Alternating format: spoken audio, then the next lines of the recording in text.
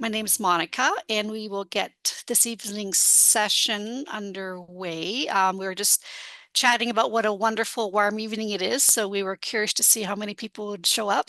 So we're glad to see you here. Um, as I said, my name is Monica, and I'm a volunteer and member of the Calgary Horticultural Society. Welcome to our Seed to Table session on seed saving. Tonight's session is expected to run from now, 7 o'clock, till approximately 8:30 this evening. The Seed to Table series is offered in partnership with the City of Calgary. The focus is on eliminating waste and pollution and conserving resources. It is a shift from a throwaway mindset to one that extends the life cycle of goods, food, and resources through better design and continuous reuse so nothing goes to waste. The Seed to Table series is a low input growing initiative that goes through each of the steps required in a gardening journey. The classes and resources in this series will help you to become increasingly self-sufficient, save money, and reduce waste. Before we get started, I would like to share the Society's land acknowledgement. We respectfully acknowledge the enduring and active relationship of Indigenous people with this land, specifically the area in which we inhabit today, also known as the traditional territories of the people of Treaty 7.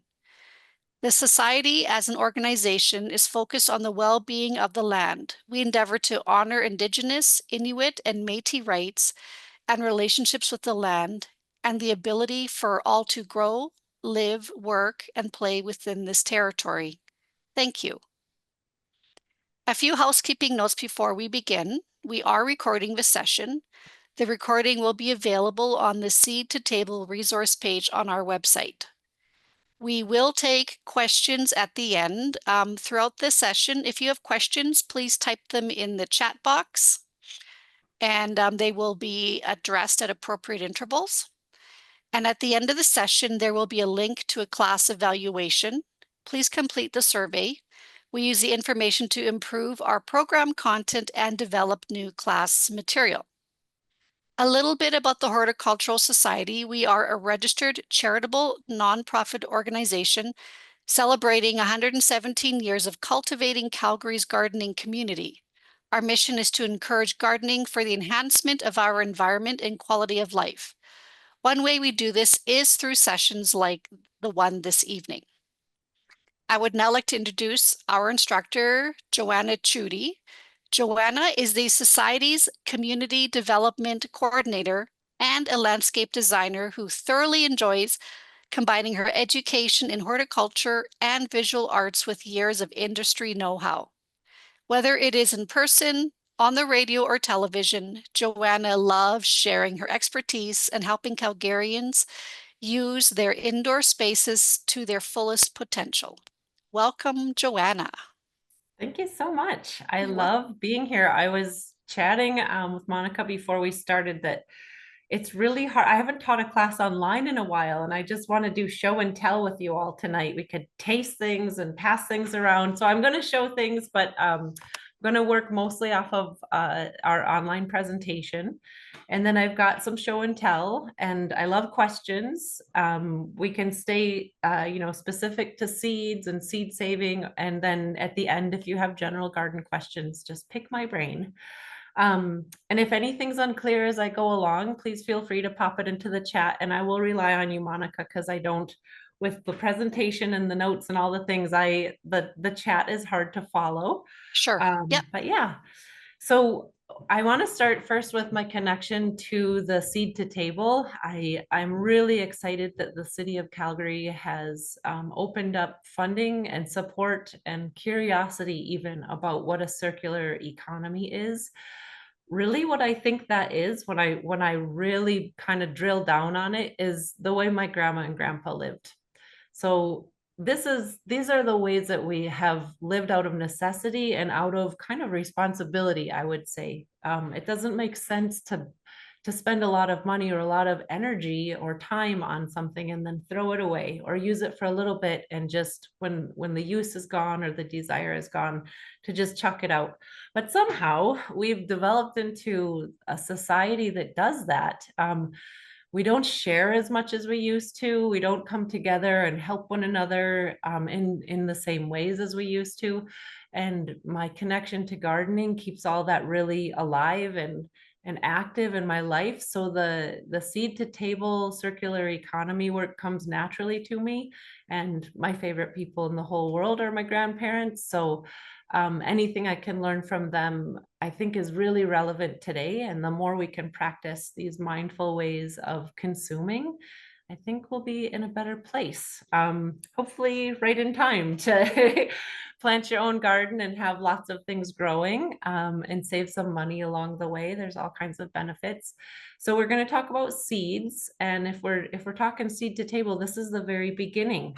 Although we know that seed saving is not really, it's not linear, it's the beginning of a circle. So we're on our merry-go-round as gardeners, and we've hopped on at the seed saving part. But if you are saving seeds, well, then you have to have a garden going anyway, or at least you're traipsing through community gardens or hanging out with your friends who have gardens and finding out what they're growing and saving some things from there. So let's see if I can advance my slide. There we go. Oops, I think I went one too many. We'll go back. Yeah, okay. Give me just a sec here. I'm gonna move my talking head out of the way. There we go. Okay, so seeds ultimately for us, they're the very beginning of the cyclical adventure we have with the earth and with our food. A lot of seeds we eat, they don't even ever make it into the ground because we eat them. And again, that ties back to the chats we were having before we started tonight about squirrels eating things and birds coming through and eating things. A lot of the time, these seeds end up in bellies, hopefully ours, but sometimes other visitors to the garden. Um, I'm sure all of us could think of foods, maybe even today, that we've eaten that was for sure from a seed, but maybe even they're just seeds themselves. Like earlier at work, I had hummus. That's a chickpea. And if you planted that chickpea, you'd get a chickpea plant, and then you'd get more. So it's this connection that we already have. Seeds are often found in additional food. So like if you're looking at this photo here, the corn, those seeds are edible. They can be eaten fresh. They can be dried and ground or popped. The squash, these are beautiful. They're beautiful containers for those seeds. And every time we carve a pumpkin, I say, save the seeds, because we eat the seeds, we roast the seeds, and often if there's any meat or that, I always cook that up. That makes great soup too, even from a jack-o'-lantern pumpkin. So often the seeds come to us in these tasty, tasty containers. And that's no coincidence. I think we're meant to be in direct relation with seeds as food. Often I'll go into it with what is inside a seed, but often that's because seeds are a really valuable sort of concentrated nutrient source that we can rely on. And that's important. Nowadays, when we go to the grocery store and we can get a bulk bag full of, can get 20 kilos of dried beans if we wanted to. If you were to actually grow that many beans and process them and dry them and have them all prepared just as they come in that big bag that we could go out and buy, we would realize what a tremendous effort it is and how valuable the nutrients are in each of those seeds, each of those bean seeds. Yeah, so we've gone and like traded money for that energy now. But back in the day, when we relied on that sustenance, seeds had a different kind of value. So it'd be good to resurrect that value, so that I think the more we actually touch seeds and interact with seeds and save them and see how many we need, trade them, maybe at some point even get into selling them or bartering them, we'll have a much stronger sort of root down into the garden and into what it takes to grow food and to grow these power-packed little pellets that keep us in good health all year round. There we go. Just So takes a minute to advance the seeds. Okay. Yeah. okay, What are the good. I questions was or just comments? just gonna no, I just gonna tell you that the slides were not advancing, but now they are. So Yeah, it's going slow. I don't know what, maybe I have it on a different setting here, but yeah. So seeds, I want to tell you what they need, because let's see. Sorry, you can see the corn and the squash now. Is that right? yes, Yes. Okay. All right. So that's what I was just talking about. Sorry about that. We're gonna go past that. These are both pictures. I'll just say if there's a photo from, I'm pretty sure I took all these photos, but these are photos from mostly from my garden. And I grow a lot of food and I love flowers as well. I love to bring in the birds and the bees and the butterflies. So I try to have a good variety of different kinds of plants. And so, yeah, this is painted mountain corn, and then some mixed squash behind, and of course sunflowers. They're always present in my yard because they just pop up in the soil. But this is what I was just talking about. Sorry about that. I think I'm on track now. All right, so seeds needs. And I want to talk about what they need to grow so that we can deny them of that in storage, because for the most part, we want to keep them from sprouting or having any clue that it's time to open up, because if they do that, well, and the timing isn't right, then we've lost our seed stock, or if they get damaged one way or another.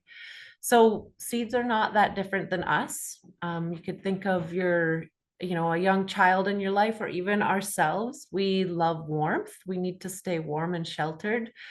We need good water. Water is life. Every living thing relies on water. We need sunlight, and plants especially need sunlight because they turn that into energy, which lo and behold feeds many different levels of creatures, including us. And then we also need a safe, comfy place to be. And for plants, that's the soil. So they need a thriving, healthy soil that they can put their roots down into. Yeah, so if when we talk about the flip side of what seeds need, if we can remember these things, we'll be able to kind of eliminate them as we get towards letting our seeds mature, processing them, packaging them, and then we're going to make sure that they aren't warm, that there isn't moisture, that they're in the dark, and that they aren't anywhere near soil or anything that would prompt them to open up and start growing. All right. So timing is everything when you're doing seed saving. And this is because you want to really make sure that they get past ripeness. And it's not hard to do. So I'll show you some, I mean, it's in the photo there, but I went out really quickly. There's something you miss. These are garden peas and they were delicious. But they had their heyday, and now the plant is giving me clues in itself. It's starting to get dry and crispy up top. The leaves are starting to dry up. I know because I've hung out with peas before and I've planted them that they don't really like the hot part of summer. They're a really awesome crop to grow in the spring and fall when we cool down a little bit more. This year was a year for peas because we were wet and cool most of the summer. So we just had peas coming out of our ears this year. And I like peas because you can get the seeds in the ground right away. And sometimes I even put them in the ground in the fall.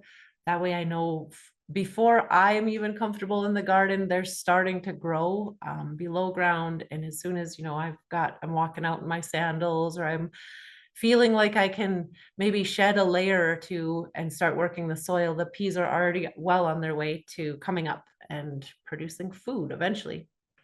So use your senses when it comes to the timing. Um, you can even, it's not going to hurt you to take bites of things, but I would guess these dry, crispy seeds that you've sort of like either on purpose or mistakenly just left too long in the garden.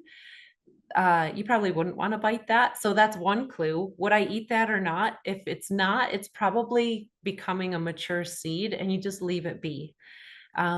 The only time you'd really want to bring it in is if we're getting really close to a hard frost, or if it's just way too wet and you feel like they might rot, but that is almost never the case here in Calgary. Even this summer, We got all that rain right when we needed it, right when berries and fruits were starting to plump up. And, it's kind of in the middle of summer when we're usually pretty dry and crispy. So now think we have summer this week, so enjoy it. It might end pretty quickly, but this is giving those plants that have bolted. I've got lettuce here. Lettuce is like peas. It does really well in the springtime. It doesn't like this hot, dry weather. It just tells the plant to go to seed. And it gets kind of bitter to the taste. So I let this is a lettuce flower. There's a whole bunch of them, and when they're ripe, they end up looking like these little dandelions. I hope you can see that. And they have this little fluff, and at the end of each of these fluff is a seed. So these are really easy to let go to seed. If you just leave one head of lettuce uneaten, it'll shoot up a flower which has millions of seeds on it, and you can save seeds. Or like me, you can just crush that flower head right down into the soil if that's where you want your lettuce to grow next year, and it'll come back. If you do that in the fall, it'll come back in the spring, no problem. So you're looking at color, usually brown or beige or tan or white. You're looking for a sound. It usually will rattle or be kind of crispy sounding. It'll be dry. Sometimes, like I just pulled that seed from the fluff from the flower. You want to do that kind of thing before nature does, before birds come along or the wind blows them away.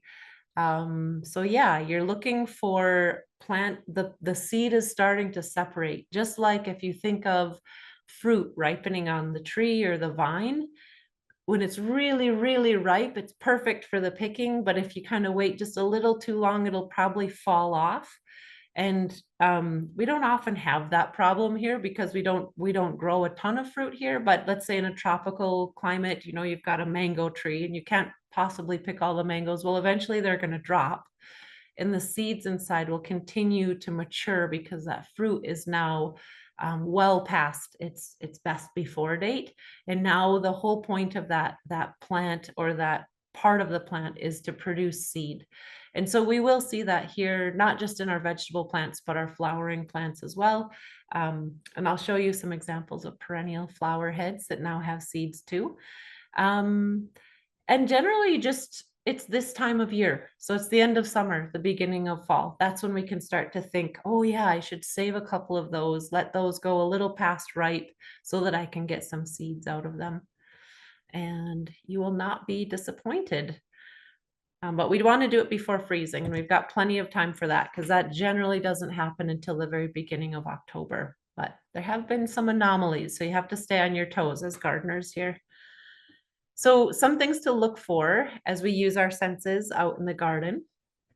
I wanted to show you what things look like as you open them up and get a little bit more curious with stuff. So these peas on the left-hand side, the pea pods opened up and there's 4 little peas in there.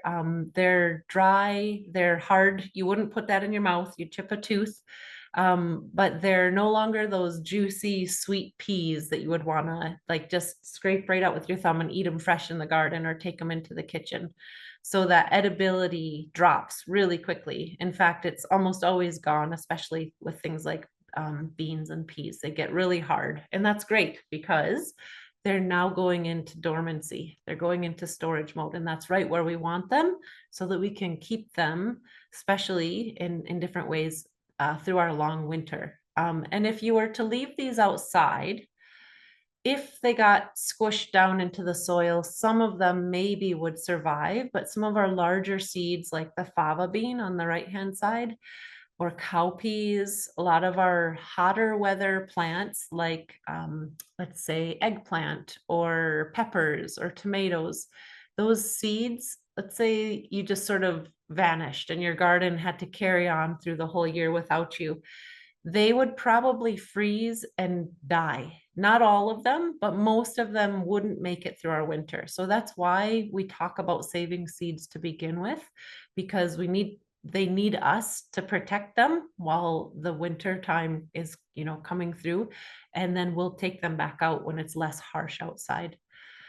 There are some plants like this cucumber in the middle, and this always happens to me. I feel like I pick all my cucumbers and then I go back out there when the leaves start to brown up, and lo and behold, I've missed some. So this was an intentional miss. I wanted to save all these cucumbers on this particular vine for seed saving. I was saving a lot of cucumbers to share with friends, and create that circular economy.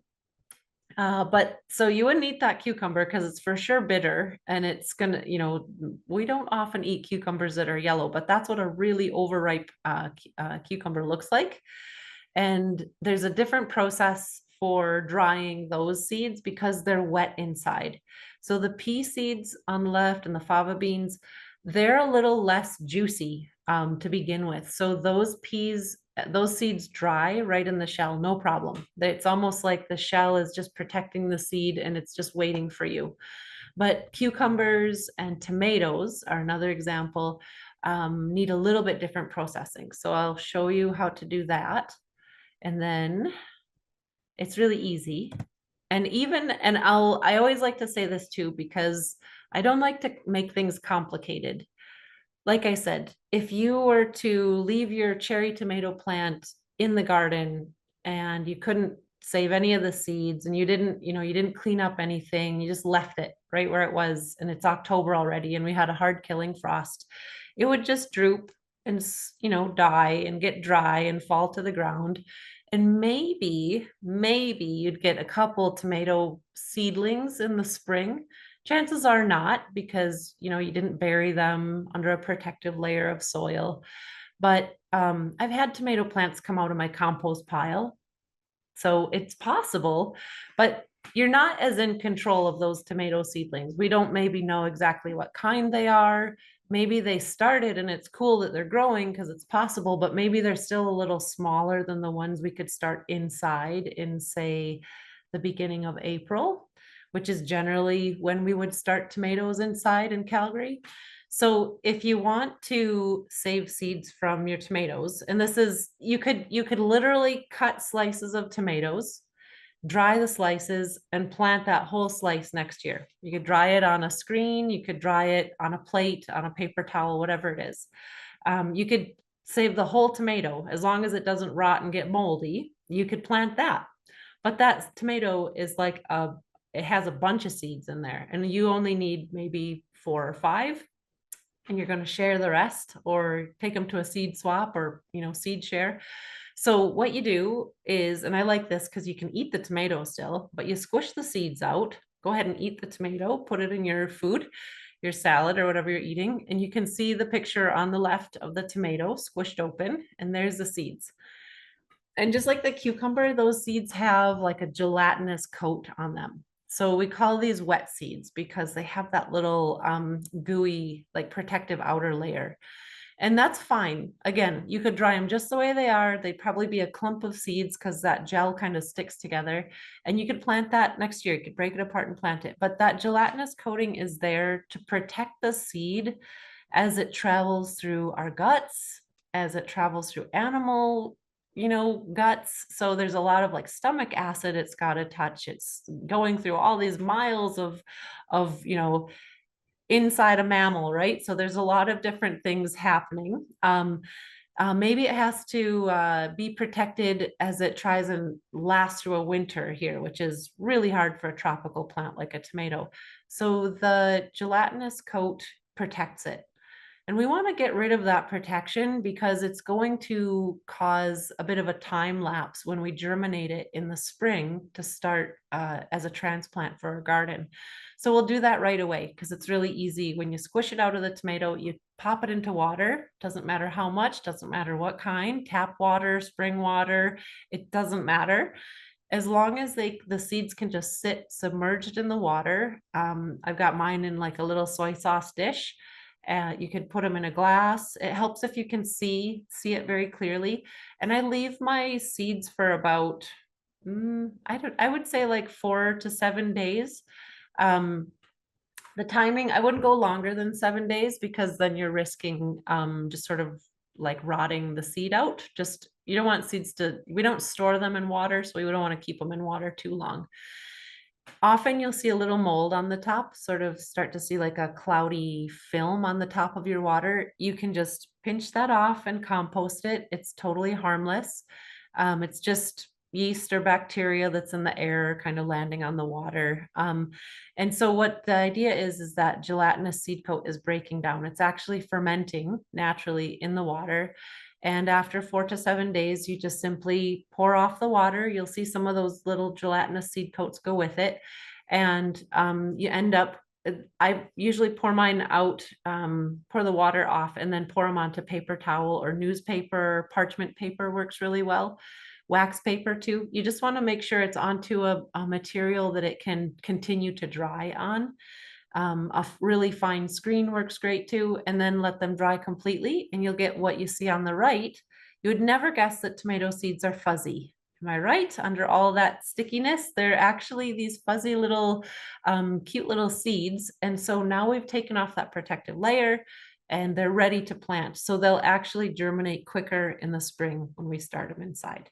And so after this, you would just do like any other dry seed, you would label it, package it up and store it properly. And we'll get into how we do that in a little bit. I wanted to show you flowers. So often we have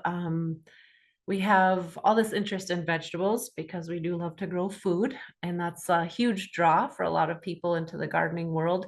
But so are flowers, and flowers are this amazing food source for all kinds of animals, and then it feeds our hearts because they're so beautiful too. So we're attracting pollinators, we're helping support sort of native habitats when we plant native perennials and native plants. And we're just adding interest. We're bringing in pollinators, which also benefit our vegetable gardens as well. And just, adding this other layer of beauty to our properties, which is really fun to do. So in this case, this is an ornamental onion. I love this perennial because I have a front yard that is very close to Fish Creek Park. So we get deer, we get hares, we get all kinds of grazing animals that want to come and check out, sniff around, and eat whatever I plant out front. So we also are south facing, so it's really hot and dry and windy. And I always have a challenge of what to put in there. And then I'm in other gardens so often that my garden really has to thrive on neglect. So if you're looking for sort of a bulletproof perennial, the ornamental onions are really fun to play around with. There's a lot of different kinds. I don't remember this species exact name, but because it was a seed that was shared to me. But you can see these beautiful purple flowers. They look like a bigger version of a chive. They're about the size of a baseball, maybe. And they bloom forever. They bloom for like 3 weeks, which is, a long time for a perennial, three to 4 weeks. And then they start to lose their color. You can see in the middle picture, they've lost that beautiful purple. The bees and butterflies have all come to them and they've been pollinated.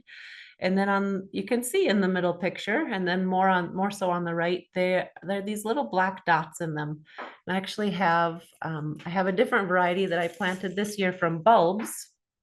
They're really tall, big pom-poms. So I don't know if you can see the black dots on these, but each little floret from this flower has seeds in it. Some of them have 2 or 3 seeds in it. So I can filter these seeds out and save those. And there's a lot of ways to do that. But it's nice because you can just tap them out. They're already dry. Nothing eats these ornamental onions. And yeah, they're so easy to collect the seeds from. I'd say the main thing is timing. You just want to make sure that, they start off kind of brown and then they turn black, and that's your cue to go get them. And there's hundreds of them. There's absolutely hundreds. So I would only ever need maybe half a dozen. So again, I can share them, or I can start growing a bunch of them and give away those plants, or put those in a community garden space or at a school, or I can share them with friends and family. So it's nice that the plants are always giving us way more than we need, and we can reciprocate, or we can send those generosity ripples out into the world. Joanne, So yeah, we do have a question just regarding that. It says, sure. do they smell like onions? They don't. They don't have any oniony smell. I think maybe if you were to like pick the leaves and rub them between your fingers, they might be kind of like a garlicky onion scent. but the flowers don't smell like onions to me. So yeah, Okay, thank you. yeah. That's a good question, though. And I'm reading a book about our human senses, and I've always been so in awe of animals and their insane ability to smell things. When I think of dogs that can smell illnesses, in humans, or they use them to screen things and do security work. It's amazing to me, and I always think, why don't the deer or rabbits eat certain plants? And I've come to learn over the years of like rubbing up against those same plants because I'm out in the yard doing work or I'm doing some cleanup in the spring. And this is the plant after it's gone dormant. So all the above ground portion is dead, completely dead. There's no life in it that is detectable. It's gone through our whole winter. It's been buried under snow. It's been whipped around in the wind. Maybe a jackrabbit laid on it all winter. I don't know, but it didn't eat it. And then in the springtime, I go to clip it back once we start to get into warmer weather in the spring, and it still smells like catmint is a good example, or salvia. And I think, it's an assumption, but I think it's an educated one, that it's the oils in the plant itself that the animals don't want to eat. So if you were to bite into something like wormwood, which, sort of side note, that there's a bunch of different varieties of wormwood, or artemisia it's called, and there's a lot that grow here in Calgary and in the prairies. But they used to make absinthe with a certain variety of wormwood, and I've never had absinthe, but I've heard that it's extremely like pungent or astringent, like it puts a real strong flavor in the mouth. And if you were sort of a wild animal grazing through and munching its way through a garden, and then you came to that plant, or maybe salvia or catmint or one of these ornamental onions, I think it would be like, whoa, I'm out of here. Like they'd have a hard time getting that flavor out of their mouth, so it interrupts their habits of coming to graze. And that is learned through trial and error, or at least that's how I learned. But I planted a lot of things that got eaten, and I just would throw up my hands and say, oh, yeah, like, well, what should I do then? And I just didn't quit. And I kept learning, and I would take classes, and I would read books from the library. And then it finally dawned on me, oh, okay, these stronger smelling plants, and not necessarily like they're not unpleasant, I would say. I love the smell of catmint, um, which is different than catnip, which attracts cats. But catmint is a beautiful pollinator plant that the animals leave alone. They just largely leave it right alone, and got a beautiful flower. It's a very drought tolerant plant. So anyway, I'm veering off the topic a little bit, but smells are really important in the garden, and it's not just for us. So it's for the animals too, to keep them out or draw them in, and kind of depends what you plant. Um, Going back to that, one of the first slides about seeds needs, we need to do the opposite of what they need to keep them happy and dormant in storage. So we're going to first make sure they're clean, because if they have any dust or dirt on them, there's a chance for moisture, or there's a chance for mold to grow. Maybe there's bacteria on that, if there's soil on it.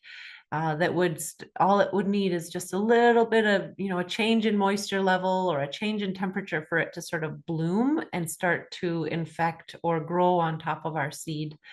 Um, I can't see the chat, but I can see there are chats coming through. So if there's any questions, Monica, just, Oh, okay. I'm yeah, sorry. Yeah, there yeah. was.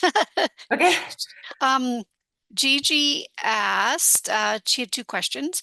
Is storing in a fridge problematic? If already in a fridge, can they be removed and stored as you noted? And the Mhm. second question is, for containers, is it okay to keep in non-breathable but with silica packets? Good questions. So on this slide that we're looking at now, I talk about the breathable container. I You know, if you don't feel like losing your seed will be a big deal, go ahead and try the silica packets. I've never done that. I know people that, throw in a handful of dried rice or something to help with, moisture control, but it is so dry here. I don't think we've ever had a problem. And my mom used to store seeds in her refrigerator crisper drawer. And the more I learn about that, and I don't know, I guess that's just what we were all told to do back in the day, but it's not anymore. So the refrigerator, I don't know about yours, but mine always changes. If I put stuff at the back of the fridge, it freezes. If I change the temperature, it's up and down. And there's moisture in the fridge, and that's meant to keep your vegetables and food fresh. So we don't want moisture. So we need to get them out of the fridge. So if they're in there already, go ahead and take them out. And the better place to do it is in a really dry, dark, cold environment. So when I say cold, people think, oh, I'll put them in the fridge or the freezer. Well, don't do that. We'll get as close to that as we can. And for myself, I like to put them in my garage or my basement. And sometimes they move. Like right now, my garage is really hot. So I wouldn't bother putting anything in there that I want to keep dormant. Um, if I'm drying things, like right now, this would be a great place. If I can spread out a screen, I can pull in a lot of the seeds that I want to save that are ready for my garden and just spread them on that screen. And I put newspaper over them.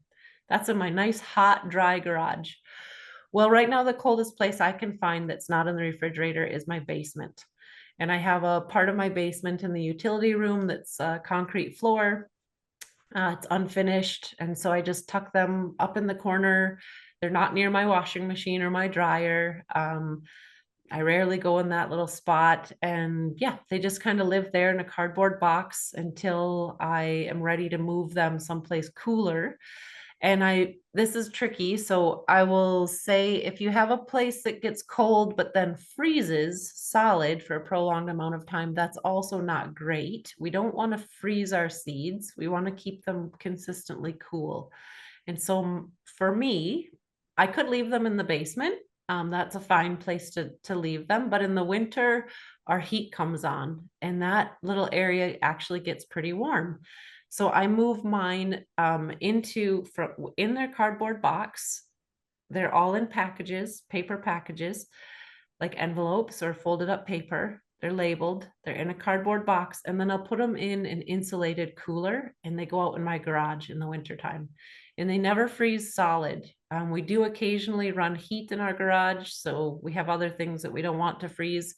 It does get really cold and it gets down near freezing, but it never gets into a deep freeze. And what you want to do with seeds is keep it consistent. So if I'm moving them all around and it's freeze thaw, freeze thaw, freeze thaw, that's gonna wear on the seeds. It's not that it's gonna wreck them, and some might be damaged beyond planting, but it's just gonna like tire them out. I don't know what to say. It's gonna activate things and then shut it down and activate it and shut it down. And they only have so much energy to open and sprout in the spring. So we don't want to tinker with that too much. So consistency is the best way to do it. So I take them from that temperature in the basement to about the same temperature in the late summer, early fall in the garage. And they get a little bit colder right on through until I actually take them out and plant them inside. Or those are the ones I start inside, or they stay in the garage until I take them out and direct sow them into the garden in the spring. Yeah, Wow, thank you. yeah. That's great Hopefully that information. No, hopefully that's that really good. answers. Thank you. Yeah. Were there any other questions before I go on? Nope, that was Okay. it. Okay, so yeah, we want to make sure they're clean, they're dry. Like I said, keep that moisture away from them and make sure that they're not partial. Sometimes, you can, if you dump a bunch of seeds into your hand, you'll see some that are, let's say the majority are black, and there's a couple that are light brown and kind of shriveled up and look a little different. Those ones I would chuck out. Those ones would go in the compost, and I would save the ones that look the biggest, maybe the roundest, whatever the overall characteristics are of the seed. Like for example, I've got this corn is a good example. Okay, so I've already taken seed off this end, but this is where the plumpest, biggest kernels are. And sometimes, from eating corn on the cob, you get down to the end and they're kind of tinier. So yeah, those seeds may not be the best ones to save. If you had to choose, I'd choose the ones that are consistently plump, If I was being really selective, maybe I'd only choose certain colors and hope that I'd get those colors again. But genetics is a fun game to play with, so you never really know what you're going to get. We'll get into what actual types of seeds to save before we go on too much here. But yeah, deny them of all the things that the seeds need. And I can't reiterate this enough. Make sure you label their packaging. I like paper packages the best. Ziploc bags are not breathable. Paper envelopes are. Coin envelopes are really great. Sometimes it's all I can do. I just have a piece of note paper and I just fold the seeds into it and put a little tape there, and that's all. And that's great because I can throw a label on it and it's ready to go.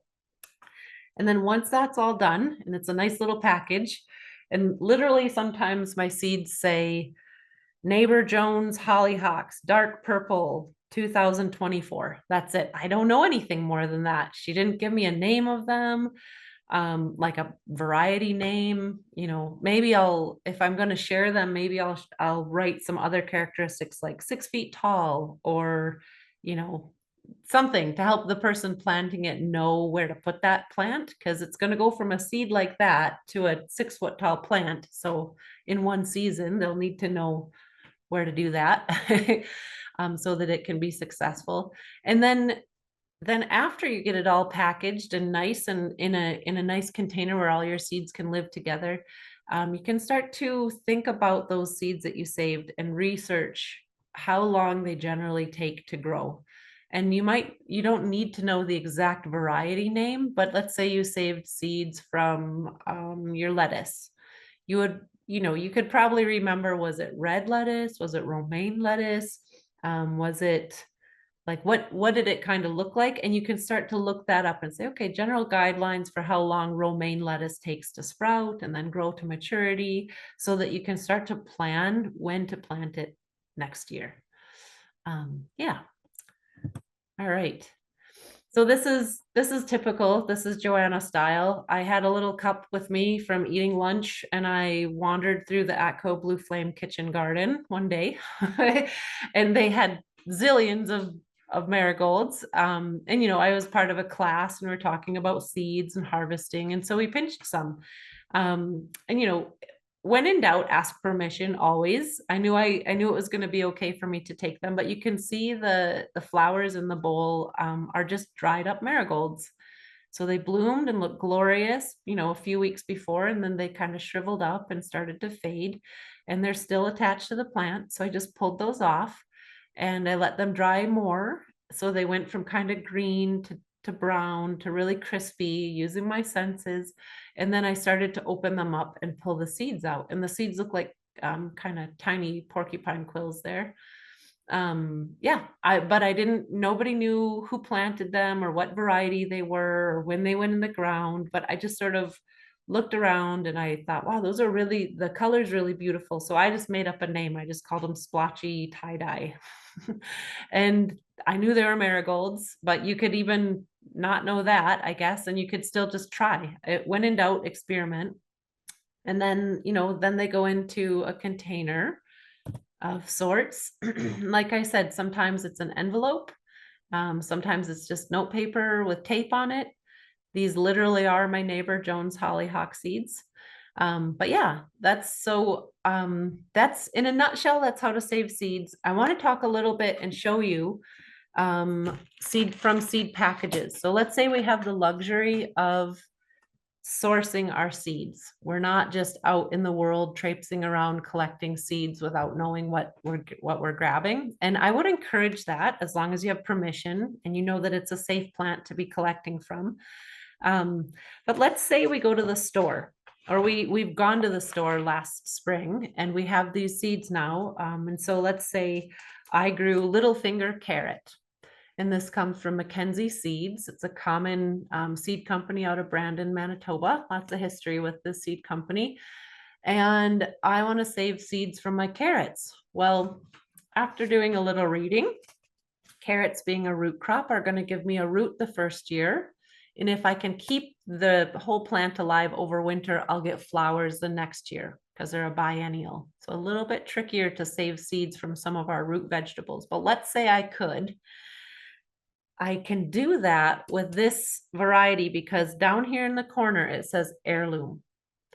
And this is what I want to turn you on to. So this is Mackenzie seeds. They tend to sell hybrid and heirloom seeds, and I'll tell you what those are in a second. Here's another one. I grew this seed this year. It's called Bolero, comes from West Coast Seeds. If you're familiar with seed companies, West Coast Seed out on the West Coast, aptly named, they often sell heirloom seeds or open pollinated seeds or organic seeds or heritage seeds. So I'm throwing a bunch of terms at you that you don't have to know the difference of just yet. But so I could say, oh yeah, these, I'm going to save the seeds from these ones. But then I look down on the package, and here at the very end where it tells me how long it'll take to get a carrot, it says F1. What's F1? And so you do a little research on that too, or you just listen to me or take a class. And F1 describes the first generation.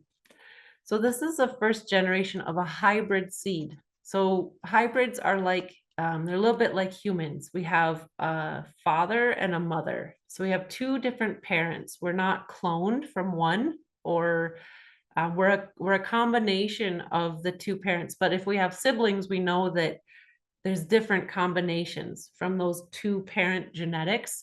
So you won't always get the same thing. And that's what hybrids are like. They have a parent, two parent generations, or at least two, and they pull down into the first generation, so F1. And so F1, if I were to save the seeds from these Bolero carrots, they might be like this parent, they might be like this parent, they might be like the Bolero itself, or they might be something entirely different. We have no idea. They might not even produce fruit or a root in this case. So hybrid plants, and they're often delineated with an F1, they make it a little cryptic, or they'll say, great hybrid variety, fantastic vigor, blah, blah, blah.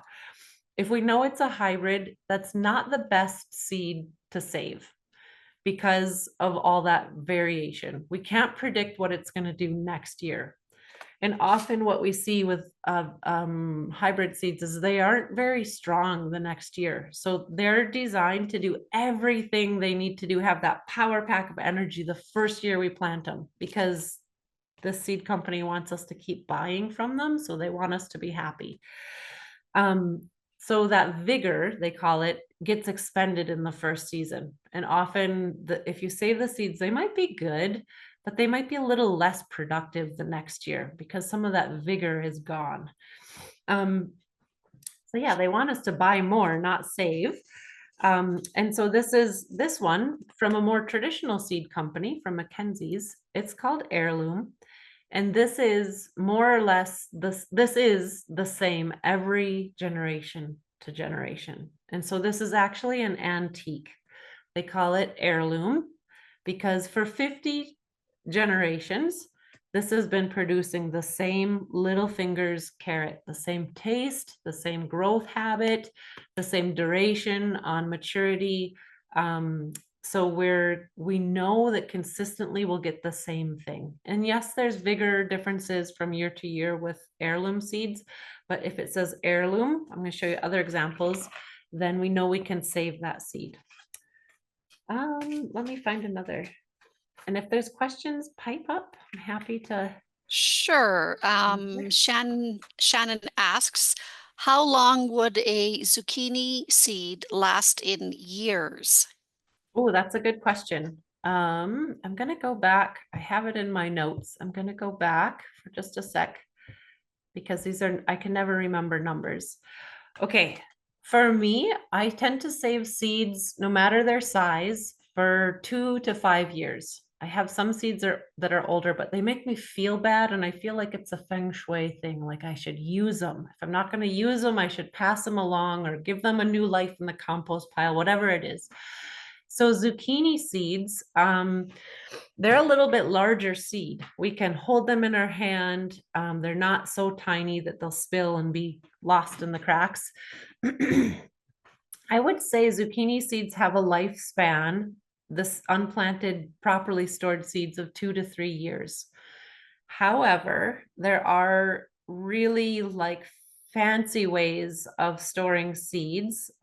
There's seed banks with like cryogenic seed storage chambers. And then there's really old school ways where we find seeds stored in terracotta pots from thousands of years ago in a cave, and they're still viable.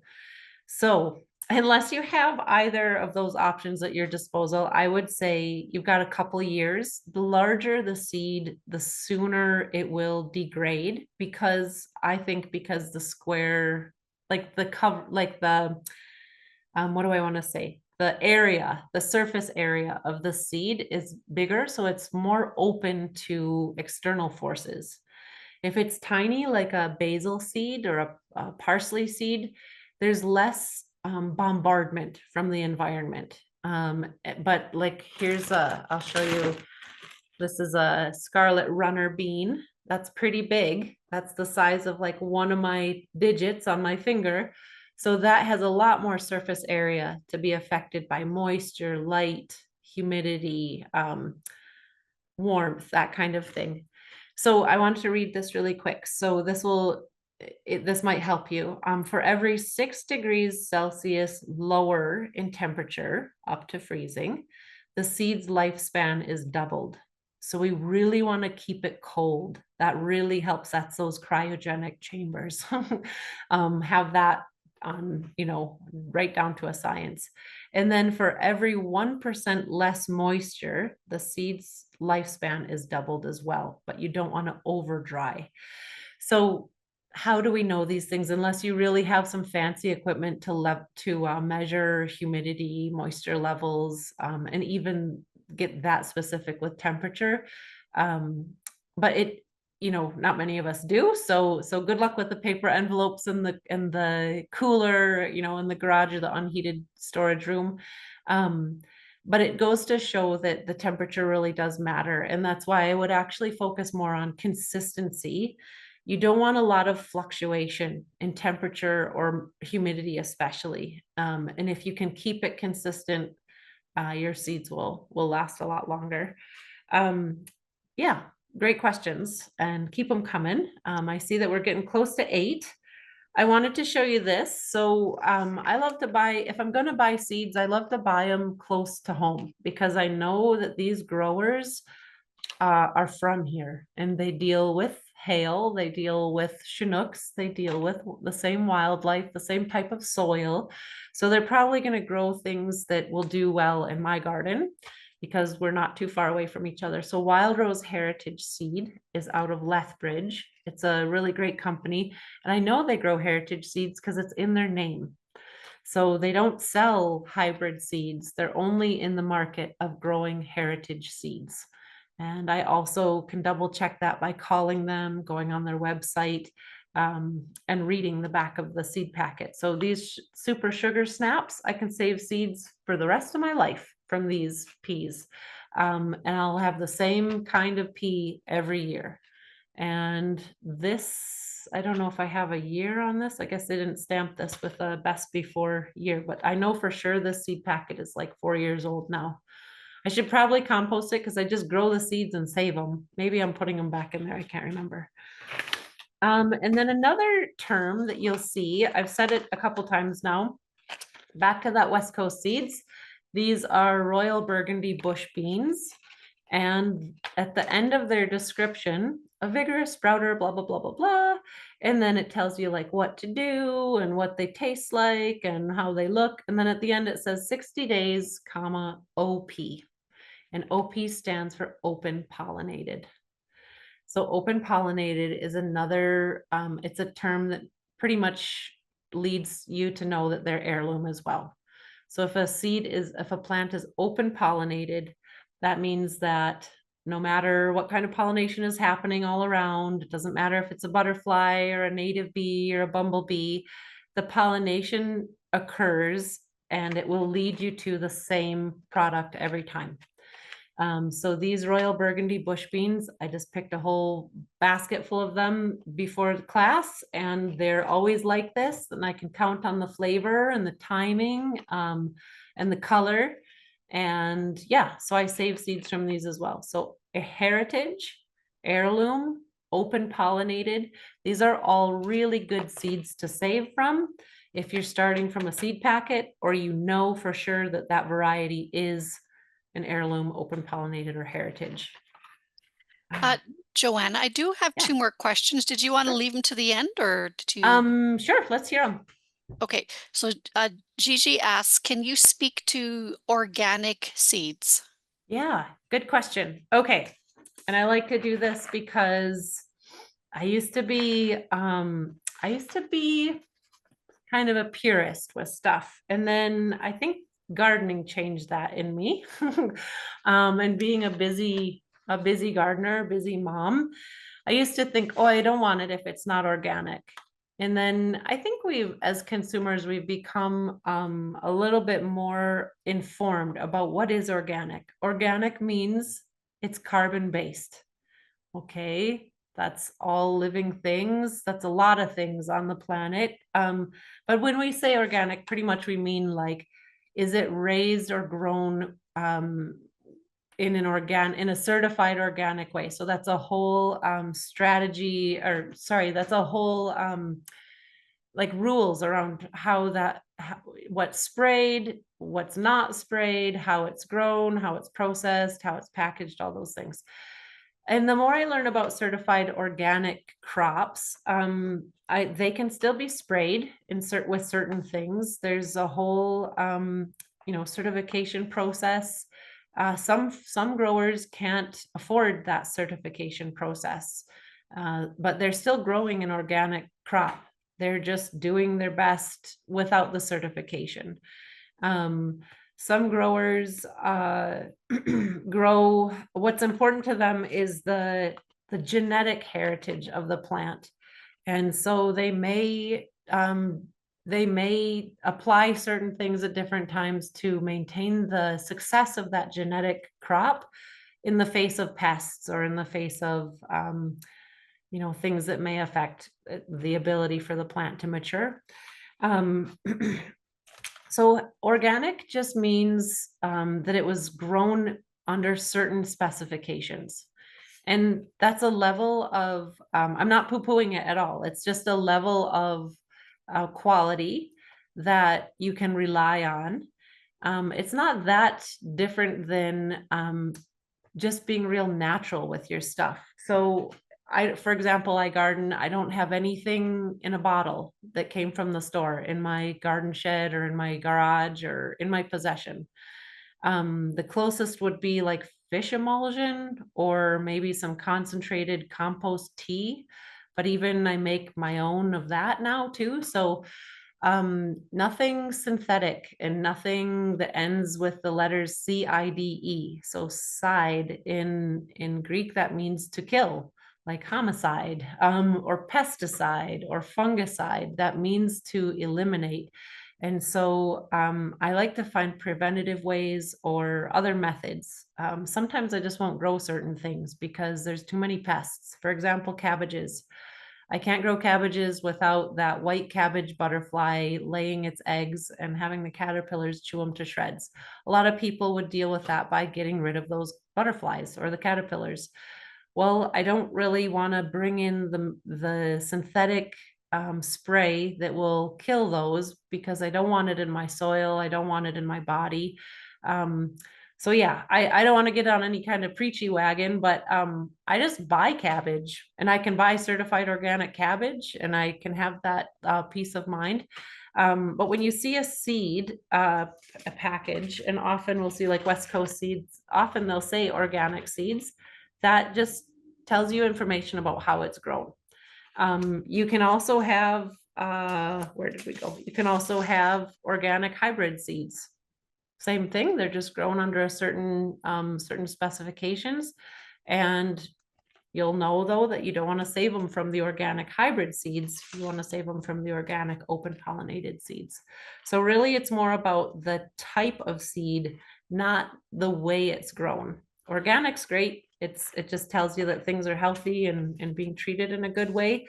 But I do know that even certified organic growing practices still allow for some things that people might be surprised by. So do your research. Yeah. And was there another question about seeds or similar? Yeah. Um, yes, there's two more questions now. Um, the second question is, what are your thoughts and advice on saving seeds from store-bought vegetables? Are Hmm, that's organic more likely to grow well? that's a really good question. Depends where the vegetables came from. So if they crossed a border, especially an international border, let's say from the States here, they've probably been treated to, often our food is irradiated, or it's traveling in a shipping container that has like, ethylene gas to help it ripen along the way, or not ripen. There's all kinds of things that us humans do to our food in transit and in the ground, and even in the grocery store. There's all kinds of stuff that, you know somebody could sneeze on your potatoes or whatever. So here's what I would say. In the grocery store, you probably can't walk up to the produce clerk and say, "Hey, is that bell pepper open pollinated?" They will just look at you and think you're crazy. They won't know. Um, if you're buying from a farmer's market, you can say, "Is that red Russian garlic?" And hopefully they're being honest and they know what they're growing and selling. Hopefully they're the growers selling it, or they're in direct communication with the growers. Um, yeah, it's a little trickier to source because you don't know, it's food at that point. People are not considering it to be a future garden plant. I've heard of people cutting up their potatoes when they start growing and planting them. And it's a lot like that heirloom seed packet. You don't know what you're going to get because you don't know where that potato came from. You don't know if it's hardy for here.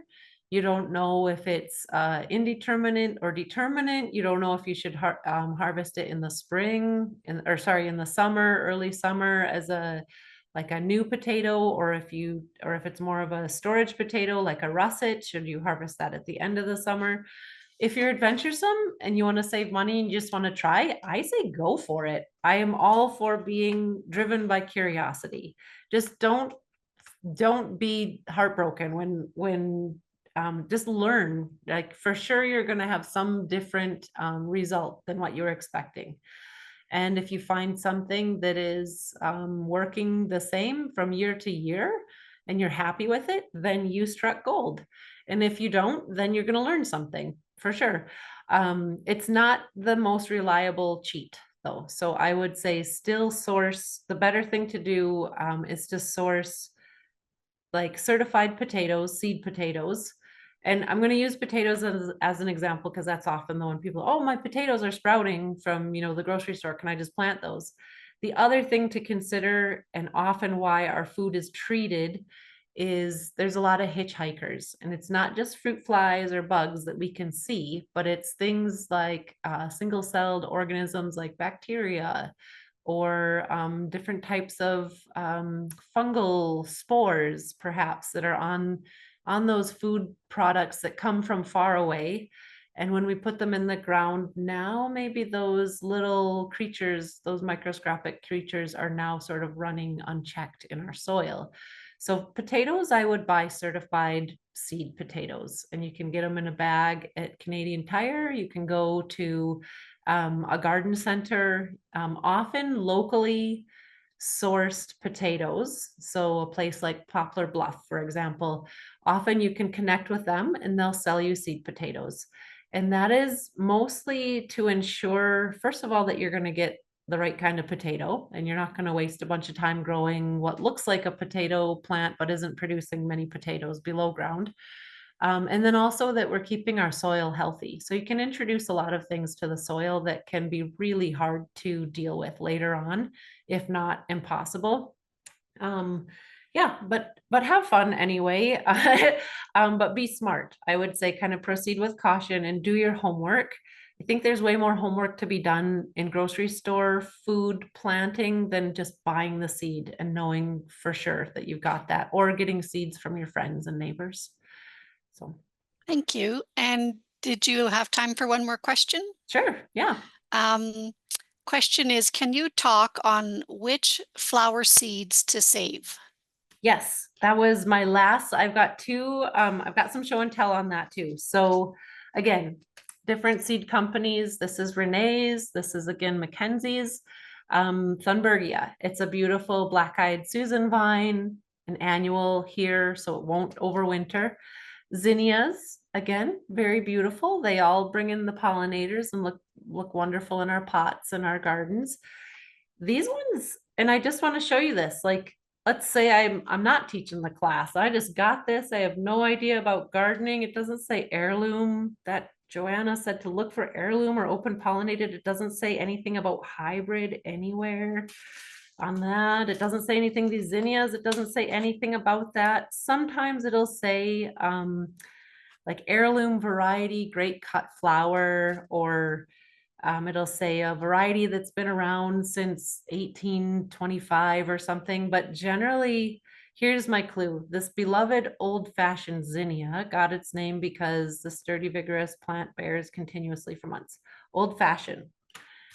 That's not too specific, but I'm going to go ahead and guess it's been around for a while. So this may be heirloom. Here's what I would say with flowers. Sky's the limit for saving seeds.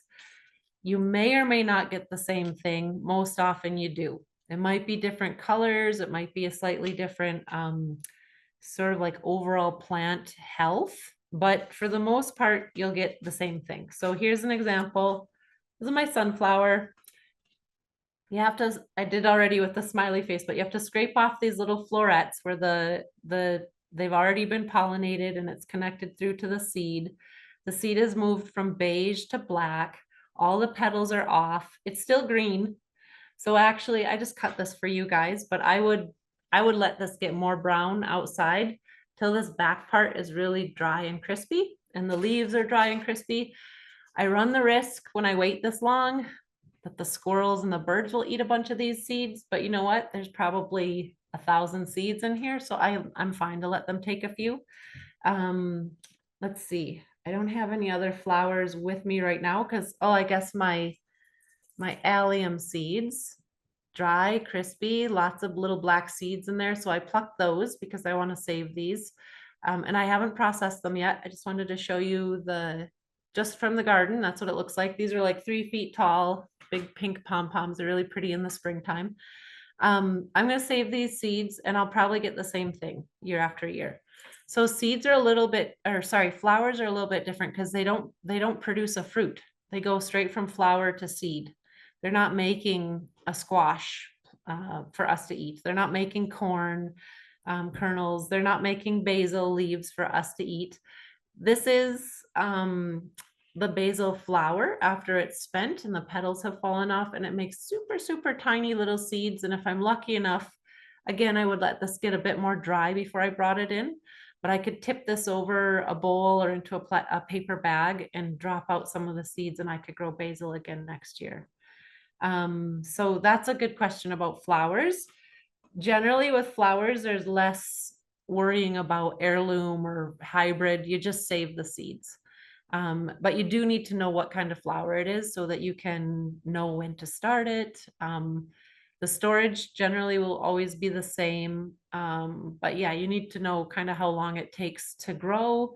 For example, basil, well, let's say these allium, I know from having planted them that they bloom in the springtime.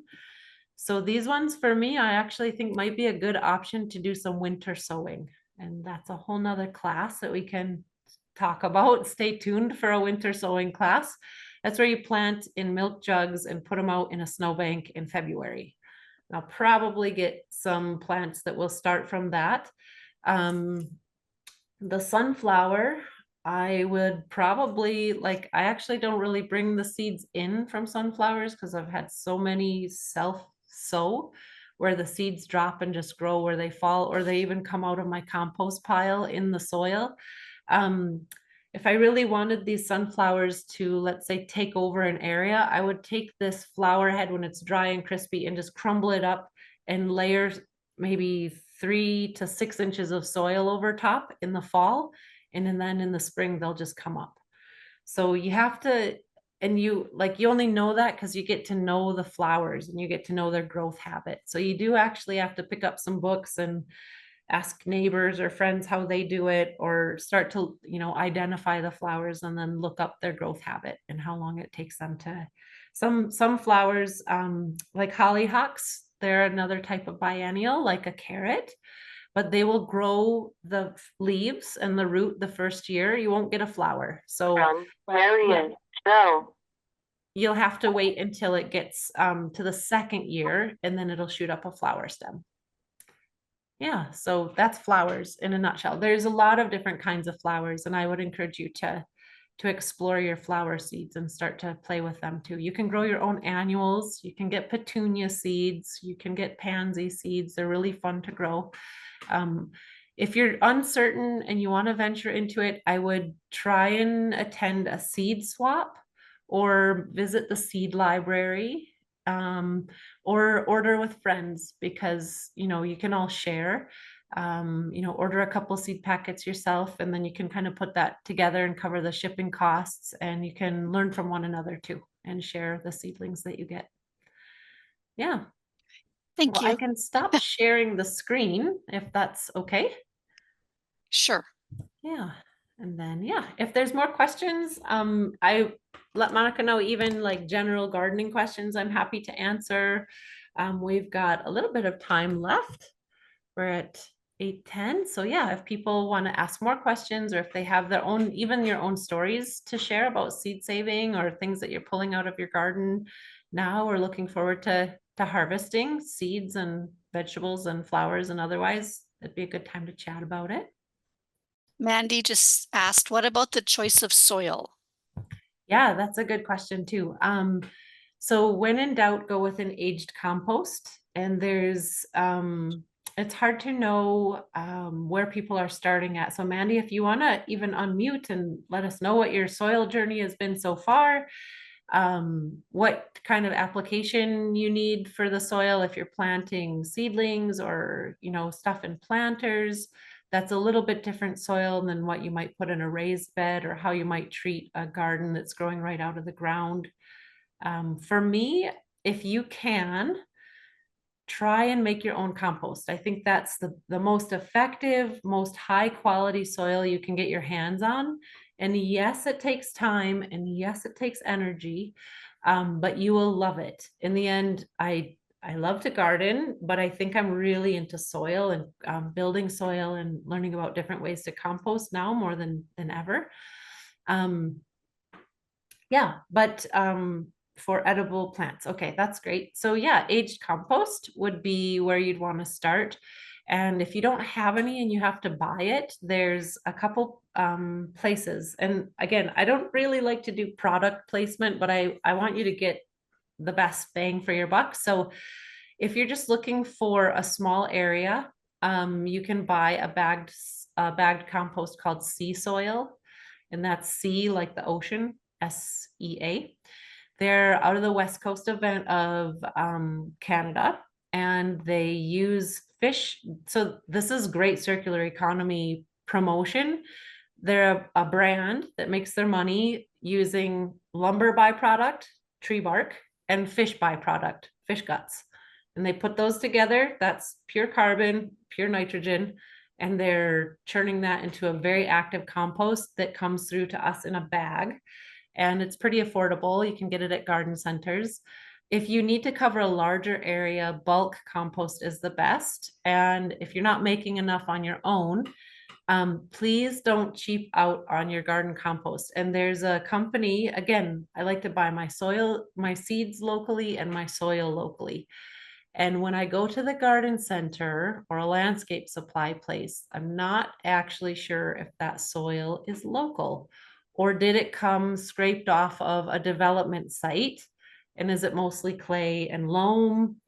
And they'll tell you probably what you want to hear. And they're probably being honest, but for a very good price, I would support the Western Canada Garden Soil Company. They're a family-run business out of Alderside, and Alderside is just south of Okotoks, so they're really close. They deliver to the city. They have the same delivery prices as every bulk delivery company in the city. And I think that their actual product pricing is on the lower end. So they're a great option. And I've never had any problems with their compost. I've sourced compost and worked with compost from all the landscape supply places in this city. And I've had weed seeds, I've had compacted soil, I've had just poor production in my veggie garden. I've had great things happen too, but I've never had a problem with Western Canada garden soil. So I hang out with a lot of landscapers and gardeners, and they say the same. And I love supporting family businesses. I think that's part of the circular economy. Mm. The city compost, great question, Lorraine, about the city compost. So fantastic that we have a municipal composting program. What goes in there? Everything, like everything. And so there's a lot of salt. And more than that, it's a growing medium. So it's a place that's going to hold your roots. But what else is in there? I actually can't tell you. It's like pasteurized milk. If you ever grew up with a cow and you could drink raw milk, you are drinking the best stuff you could ever get your hands on. But because of public health, we can't do that anymore unless you literally have a cow and you're the only one drinking it. It's the same in this compost facility with the city. They take so much stuff into their green bins. They have to pasteurize it they have to sterilize it basically. So the way they're turning it to soil is they're pumping it full of moisture and heat and air in such a forced way that it's forcing out all those potentially bad pathogens. It could be a public health nightmare if they didn't do that, because we know that doggy bags are going in there and kitty litter, and I've even seen hunters who process deer carcasses in their garages, and all that goes into the bin. Weed seeds, all kinds of things. Creeping bellflower by the bushel goes in there, tree branches, all kinds of stuff. So they're doing a great job. I would inoculate it. Long story short, take the city compost if you can and go pick up some of the sea soil. Go pick up a bag of worm castings. Worm castings is another way of saying worm poop. And worm poop is a fantastic fertilizer because they are the living composters of the world. They take our waste, they turn it into a very like high quality, low damage type of fertilizer. If I spilled a brand name fertilizer in my garden, it might burn my plants and make me sick. And if my dog licked it up, I'd be on the way to the vet. But if I spilled worm castings on the ground, no problem at all. I could even eat a handful of them. I wouldn't, but they wouldn't hurt you. So you need to inoculate or feed that soil. You need to introduce life back to the city compost. And then great question, Gigi, about the mulching. So Chip Drop is a cool service. The only thing about Chip Drop that I find hard is they don't really specify how much they're coming with, and you could get up to 10 yards of mulch. So unless you're ready for a dump truck load full of mulch, this is free. So it's one of those, I don't like the saying beggars can't be choosers, or be choosy, but I would say mulch is use whatever you have that's not diseased, that's biodegradable. So shredded tree bark is great if that's what you have. Straw bales that have not been treated. These are not from downtown during Stampede, which are sprayed with a flame retardant. Source your stuff well. You can use shredded cardboard. You can use shredded newspaper. You can use dried, unsprayed grass clippings, dried leaves. Just again, make sure they're undiseased. And yeah, that you source them well. I make my own compost and I treat it like a fertilizer and a mulch. I don't screen it. There are big chunks. There's avocado pits. There's all kinds of stuff in there. And I like that in my garden beds because it sponges up any moisture, just like mulch does. So if you can, start composting. And it took me about 3 years to get my compost really active, but now I make a cubic yard of soil every summer, and that's all I need. That's all I need to feed my beds. I add it into some of my planter pots and I top dress my raised beds. And every couple of years, I'd say 2 to 3 years, I give a shovelful to all my perennials and shrubs. So there's my fertilizing, and all those big chunks hold moisture in my veggie bed and slowly leach it out when they need it. Um, Preference and timing for adding compost. I really like, depends what I'm planting, but I really like to do it when my compost is ready, which is usually the springtime after my pile sort of warms up enough that I can get a shovel all the way through it. You can do a lot in the fall. So I also do it in the spring because I plant my garden beds, my vegetable beds, like I cast the seed down onto the old soil. I usually chop and drop what was there from last year. And then I throw seeds onto it and I top it with a couple inches of compost. My veggie bed's done. So I don't dibble holes. I just feed the chickens, like do a like that with the seeds, top it with soil that I made. That's like 3 or 4 buckets full in each bed from my compost pile. And then that garden bed's done. So it takes me about half an hour to plant my whole vegetable garden. It looks like a jungle in July and August, but I like that look. I don't have things in perfect rows. And anywhere I get gaps, let's say it rains or the birds come through and rob me of seed, I just shove in other seeds. Once I see seedlings come up, honestly, my go-to is bush beans. I have this bag of heirloom bean seeds. And that's why I'm swimming in beans right now. Cause yeah, we got a lot of rain when I seeded and a lot of stuff washed around, but yeah. And then maybe the one last question here is it okay to use compost rot from the store? I'm not sure what that I, means. I What do you think mean maybe by, compost bought. oh, bought from the store? I'm Yeah, for assuming. sure. Yeah, so like sea soil and the Western Canada garden soil, those are all manufactured. I like the way they're manufactured, so they end up with a good quality product. Um, you can buy, like, there's all kinds of products out there. Again, I'm not a big product pusher, but if I'm gonna recommend one, I have experience with those ones I've mentioned, and I've Hmm. not been let down. I And think I've looked. maybe Oh, maybe go it's ahead. like compost from like Home Depot or Oh, Rona or something okay. like It's a that. chemical to break down your compost faster. Oh, there you I've go. never. Sorry. Yeah, I've never used it. Let me tell you my hacks. So I started our compost pile 12 years ago, and it was just kind of like I was layering browns and greens. So stuff from the kitchen, scraps, vegetable scraps, fruit scraps, and then dried leaves. Doot, doot, doot, making my compost lasagna. Wasn't doing too much. I'd water it every now and then. It was seemingly moving kind of slow. And then I got connected with a gal just east of Town who has chickens. I was buying eggs from her, and one day I said, "What do you do with all that stuff you scrape out of your chicken coop?" And she said, "Oh, why? You want some?" She's a big veggie grower, so I offered to come and help weed some of her rows and make it a good. So I'll pay you for it, or put me to work, do a good barter. And so I thought I was coming to get a bunch of chicken poopy straw. And when I got there, she had a bucket of wet chicken poop. And this was like full to the brim. And I've never smelled anything so foul in all my life. But I made sure that lid was on there real tight. And I drove home with that thing with the seatbelt around it and everything so it wouldn't tip. And that was the summer my compost took off.